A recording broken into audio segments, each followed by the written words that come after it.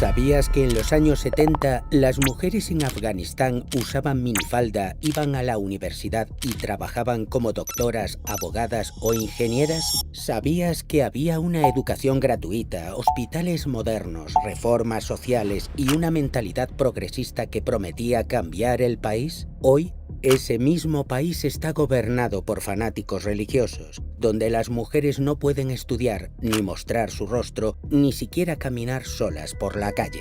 ¿Qué pasó en medio? Te lo voy a contar todo. Y sí, Estados Unidos y la CIA tienen mucho que ver. Bienvenidos a la historia donde Occidente, concretamente Estados Unidos, destruyó el progreso de un país, en este caso Afganistán, con tal de combatir al comunismo, y acabó creando a un mayor enemigo para todos: el extremismo religioso radical. En los años 60 y 70, Afganistán vivía una era de modernización, especialmente en las ciudades. Kabul era conocida como la París de Asia Central. Había universidades, cines, cafés, mujeres con ropa occidental y una juventud conectada con el mundo. Todo esto era posible gracias a un delicado equilibrio entre la monarquía afgana y las potencias extranjeras, la URSS y Estados Unidos. Ambas daban ayuda financiera, técnica y educativa porque Afganistán tenía un lugar estratégico. Pero el país era profundamente desigual. Mientras Kabul se modernizaba, en el campo seguían existiendo estructuras feudales, tribales y religiosas, donde las mujeres eran simplemente un objeto que pertenecía al hombre y no tenían ningún derecho. Ahí es donde empieza el problema. En 1973, el rey Zahir Shah fue derrocado por su primo Daud Khan, que estableció una república. Y en 1978, otro golpe más, la Revolución de Saur, liderada por el PDPA, el Partido Comunista Afgano, respaldado por la URSS. Este nuevo gobierno quería cambiarlo todo: reforma agraria para los campesinos, eliminación de matrimonios forzados, educación obligatoria y laica,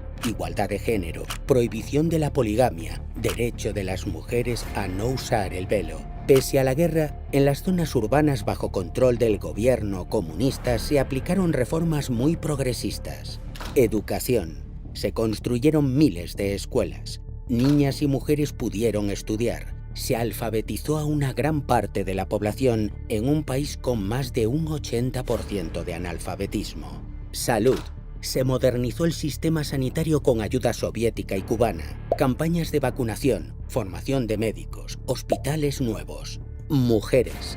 Las mujeres podían trabajar, estudiar, participar en política y no tenían que usar burka. Muchas mujeres ocupaban cargos importantes: médicas, ingenieras, profesoras. Esto solo ocurría en las ciudades controladas por el gobierno.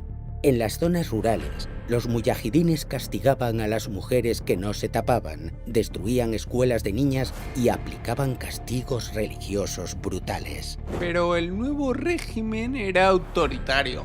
Imponían reformas a la fuerza, incluso en zonas donde la tradición religiosa era más fuerte. Mucha gente no entendía estas reformas y otra gente directamente las rechazaba. Y como el gobierno era impopular, comenzó a extenderse el caos. En diciembre de 1979, la Unión Soviética, preocupada por el descontrol, invade Afganistán. No fue una intervención humanitaria, fue militar. 100.000 soldados soviéticos cruzan la frontera, derrocan al líder comunista Hafizullah Amin. El líder comunista afgano, Hafizullah Amin, se volvió paranoico, ejecutó a muchos camaradas y buscó incluso purgar a sus aliados soviéticos. Es entonces cuando ponen a alguien más dócil, Babrak Karmal. La URSS buscaba estabilizar el país, pero acabó metiéndose en una guerra civil brutal. Por un lado, el ejército afgano y soviético con visión laica, socialista y modernizadora. Por el otro, Los muyahidines, guerrilleros islamistas que defendían la religión, las tradiciones tribales y el poder local. Y aquí entra el verdadero giro oscuro de la historia. La CIA, bajo el mandato de Carter y después de Reagan, vieron en Afganistán una oportunidad de oro. Hagamos que Afganistán sea el Vietnam de los soviéticos. Entonces comenzó la Operación Ciclón.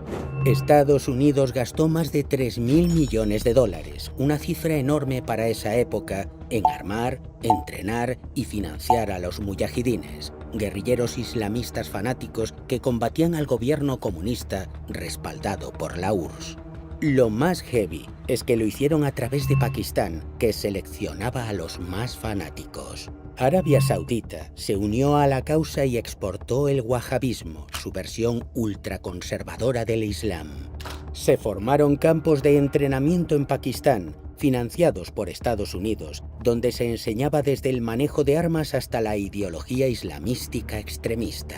¿A quién ayudaron exactamente? A tipos como Gulbuddin Hekmatyar, un señor de la guerra que atacaba escuelas de niñas con ácido, ejecutaba mujeres en público, quería imponer la Sharia más extrema. Y también a un joven rico y fanático llamado Osama Bin Laden. Sí, el mismo que luego fundó Al-Qaeda y organizó los atentados del 11S. Se permitió que Osama Bin Laden reclutara combatientes para esta guerra santa contra los ateos comunistas. Estados Unidos junto con sus aliados estaban creando monstruos, pero en ese momento lo que más importaba era derrocar a la Unión Soviética.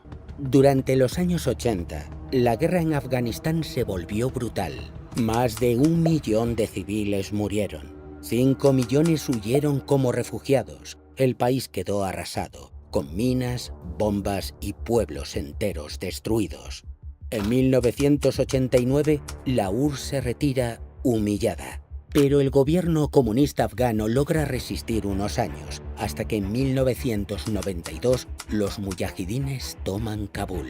¿Y qué hacen por la democracia y el progreso? Se matan entre ellos. Y empieza una guerra civil aún más caótica y sangrienta. En ese caos surge un nuevo grupo, los talibán, estudiantes de madrasas creadas en Pakistán con ayuda saudí y dinero estadounidense. Su promesa: orden, seguridad y pureza islámica. En 1996 toman Kabul y el país entra en la Edad Media. Las mujeres ya no pueden estudiar ni trabajar. El burka es obligatorio. Se ejecuta en público. La música, el cine y la televisión se prohíben. Se destruyen monumentos budistas de 1500 años. El mismo país donde en los 70 las mujeres eran libres, ahora se convierte en un infierno teocrático. Y aquí viene la gran reflexión. ¿Estados Unidos luchaba por la libertad y la democracia?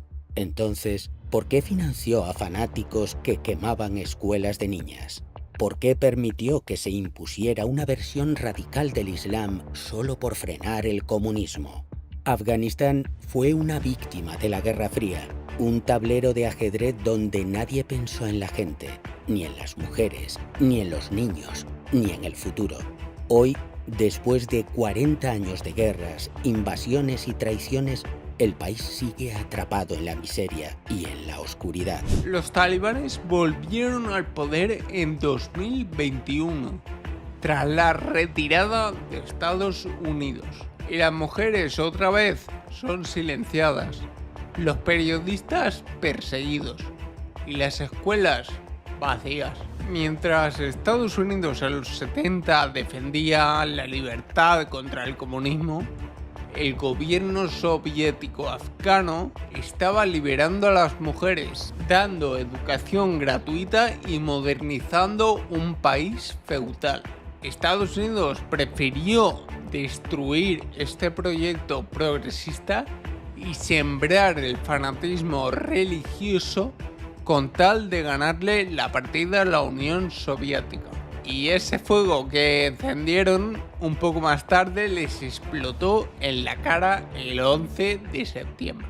Pero bueno, el tema del 11 de septiembre es para estudiarlo detenidamente. Y bueno, hasta aquí el vídeo. Si te ha gustado y te gustan este tipo de historias, pues puedes dejar tu like, suscribirte para ver más contenido del canal. Y ya está, yo me despido y nos vemos en el próximo vídeo. Chao.